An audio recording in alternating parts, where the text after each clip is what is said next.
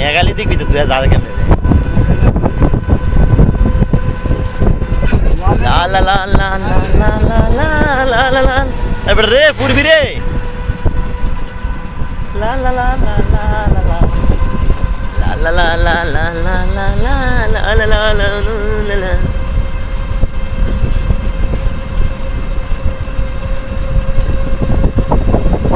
আমরা আমাদের দ্বার প্রান্তে এসে গিয়েছি আর কিছুটা সময় আর সর্বোচ্চ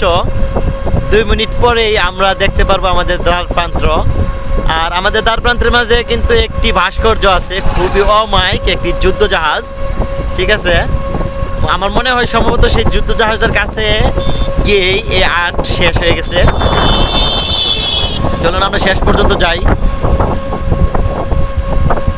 লা লা লা লা লা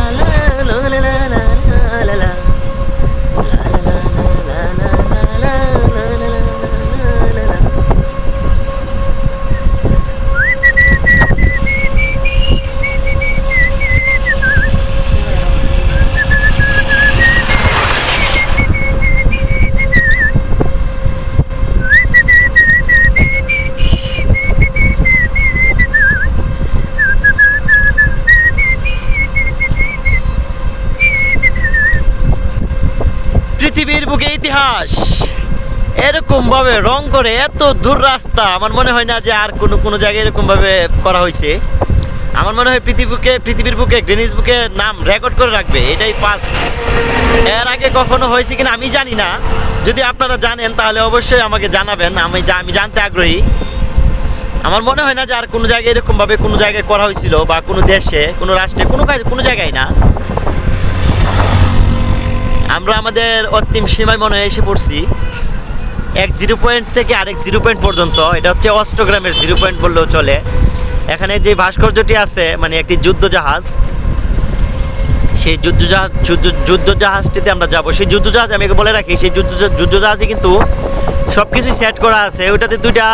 মানে ওইগুলো ডেট গেছে আর কি আপনার 2টা মিসাইল আছে ঠিক আছে আর বাদবাকি যা তো সরঞ্জাম আছে সবগুলি আছে মানে এই মেটাল গান মিসাইল জিপিআরএস মানে ইত্যাদি যুদ্ধের জাহাজের যাবতীয় যা কিছু সব কিছুই এটাতে আছে এই দৃশ্যমান আমার কথাই রাইট এটা সেই ভাস্কর্যটির কাছে এসেই শেষ হয়ে গেছে একদম দ্বার প্রান্তে এসে শেষ হয়ে গেছে এই যে দা